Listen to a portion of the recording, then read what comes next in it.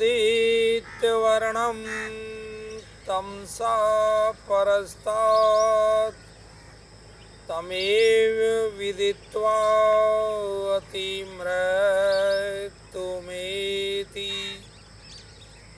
नान्यपन्था विद्यते अनाया। मंत्र का भाव है, जो परमपिता परमात्मा अविद्या, अज्ञान और अज्ञान से परे है, आदित्य वर्ण वाला है, सूर्य और चंद्रमा जिससे प्रकाशित हैं, ऐसे परमपिता परमात्मा को जानकर ही मृत्यु रूपी दुख से छूटा जा सकता है। नान्य पंथा विद्यते अनाया, और कोई रास्ता नहीं है मृत्यु से बचने का, ऐसा मंत्र का भाव था। अभी हमने कुछ महात्माओं के वचन और भजन सुने। सबने अपने अपने ढंग से साध संगत निराकार सदगुरु प्रभु की स्तुति की। सदगुरु की कृपा होती तभी ऐसा मौका मिलता है। महात्माओं के विचारों को सुनते हैं, आदान प्रदान करते हैं और सीखने की कोशिश करते हैं। हर महात्मा का अपना बोलने का ढंग हुआ करता है, दास का भी अपना ढंग है। एक विषय को लेकर चलते हैं। तो आज का विषय है मृत्यु। मृत्यु से बचने का क्या उपाय है? क्योंकि हम देखते संसार में एक न एक दिन प्रत्येक व्यक्ति को मरना पड़ता है। अगर हम अपने आस में देखते हैं, पड़ोस में देखते हैं, परिवारों में देखते हैं, कुटुंब में देखते हैं, जहाँ जहाँ भी हम देखते हैं, तो हमें दिखाई क्या देता है? दिखाई ये देता है कि कहीं ना कहीं किसी व्यक्ति की मृत्यु प्रतिदिन हो जरूर रही है। क्योंकि एक न एक दिन व्यक्ति को जब संसार से जाना पड़ता है, क्योंकि संसार का नियम है, ये शाश्वत है। जो जन्म लेता उसकी मृत्यु स्वाभाविक है। तो सवाल पैदा ये हो रहा, मृत्यु से बचने का क्या उपाय है? आज का हमारा सब्जेक्ट यही है कि मौत से कैसे बचा जा सकता है। और हम देखते हैं कि मृत्यु से बचने के लिए हर आदमी प्रयत्न करता है।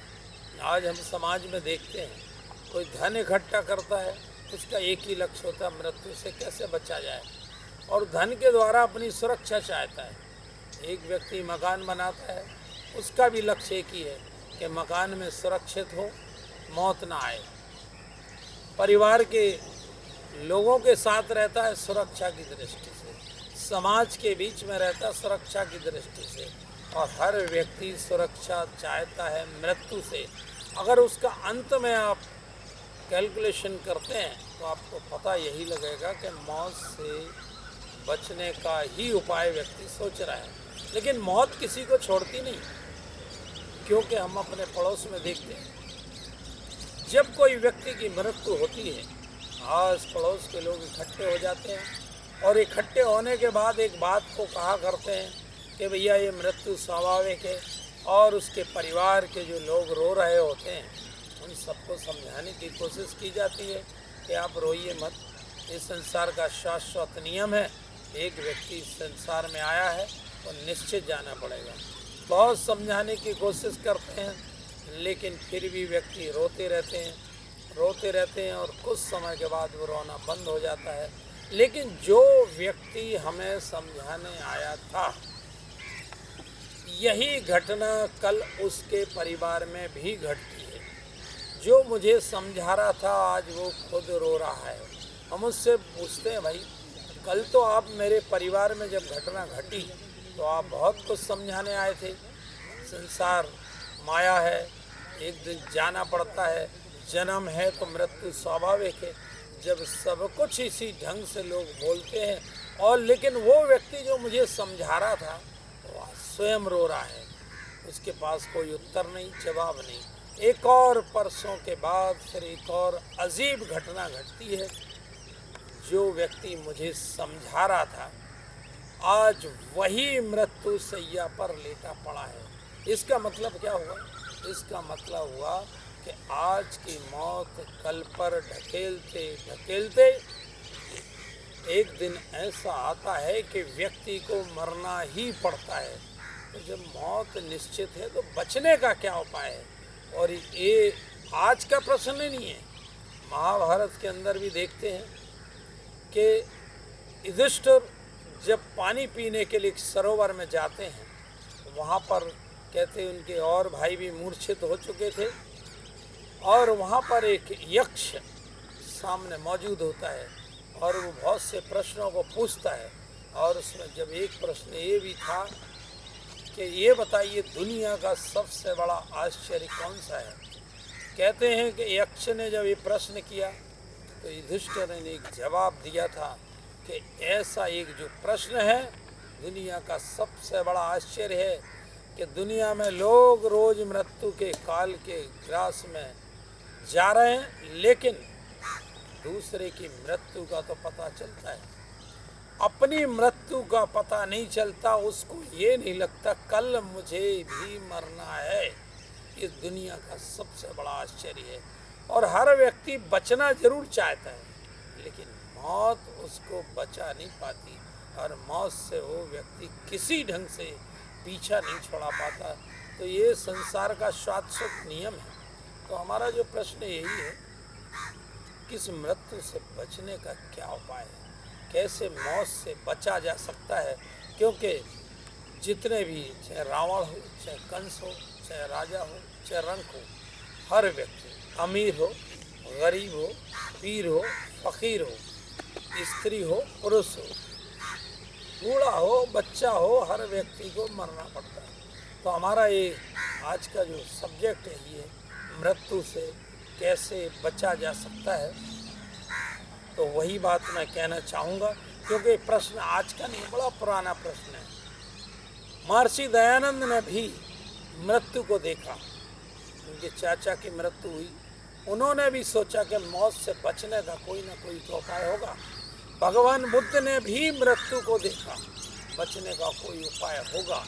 और जितने भी ऋषि मुनि महात्मा हुए हैं, सब के अंदर एक ही इच्छा पैदा हुई कि मौत से कैसे बचा जा सकता है। तो आज का जो सब्जेक्ट, कोई ना कोई तो इलाज होगा कि मौत से कैसे बचा जाए, कोई ना कोई तरीका अवश्य होगा।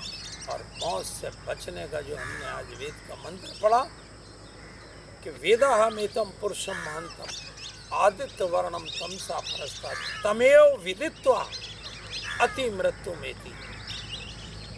परमात्मा को जानकर ही मृत्यु रूपी दुख से छूटा जा सकता है। नान्य पंथा विद्यते अनाया। तो कहने का तात्पर्य यही है कि मौत से केवल वही व्यक्ति बच सकता है जो परमात्मा को जान लेता है। लेकिन परमात्मा को जानने के लिए भी शर्त उसकी यही है कि परमात्मा जो अजर है, अमर है, अविनाशी है, अछेद है, अभेद है, मरता नहीं, सड़ता नहीं, गलता नहीं, भीतर है, बाहर है, ऊपर है, नीचे है, पानी के भीतर भी है, अग्नि के भीतर भी है, हवा के भीतर भी है, फूल की खुशबू के भी भीतर है, दुनिया बनने के पहले था, अभी है, रहेगा, जिसका नाश कभी नहीं होता, जो कण कण में बसा हुआ शंकर, रोम रोम में बसा हुआ राम, ऐसे परमपिता परमात्मा को जो भी व्यक्ति जान लेता है, पहचान लेता है, तभी इस मृत्यु रूप से दुख से बचा जा सकता है। और कोई भी रास्ता नहीं है। और वो बचने का तरीका यही है, जैसे नदियाँ जब हिमालय से निकलती हैं और जब गंगा निकलती है, और भी नदियाँ मिलती हैं, यमुना हो, सरस्वती हो, कोई भी हो, जब जाके वो अपना मूल स्रोत उसका है सागर, सागर में वो पहुंचती हैं, सागर में अपने आप को विलीन करती हैं, लेकिन सागर के रूप में अमर हो जाती, उसकी मृत्यु नहीं हुआ करती। जैसे एक बूंद सागर बन जाती है, जब बूंद समुद्र में समा जाती, समुद्र बन जाती, इसी ढंग से आत्मा हमारी परमात्मा में जब लीन होती तो अमर हो जाती, मौत नहीं आती। मौत तो शरीर की आई थी, लेकिन आत्मा अमर हो जाती है और बार बार मरने का चक्कर उसका छूट जाता है, क्योंकि जो जन्म लेता वो आएगा जाएगा। ऐसे 84 लाख योनियों में व्यक्ति भटकता है, वही व्यक्ति मौत से बच सकता है जो परमात्मा को जान लेता है। उपाय व्यक्ति बहुत करता है बीमारियों से बचने, लेकिन वो एक ही चाहता है, मरूना।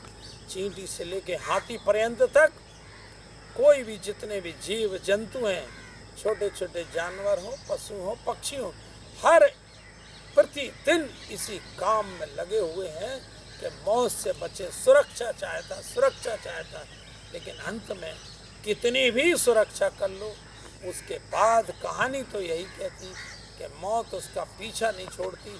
कितने ही व्यक्ति छुप जाए, कितने ही बचने की कोशिश करे, बचने का केवल एक ही उपाय है कि परमात्मा को जान लिया जाए।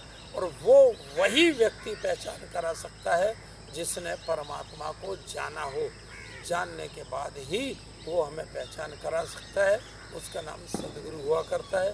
तो जितना जल्दी हो सके सदगुरु को ढूंढ लें और परमपिता को जान लें और जन्म और मरण के चक्कर से छूट जाएं। यही हमारा आज का सब्जेक्ट का उत्तर था कि परमात्मा को जानकर ही मृत्यु रूपी दुख से छूटा जा सकता है। नान्य पंथा विद्यते नाय, और कोई रास्ता नहीं है मृत्यु से बचने का।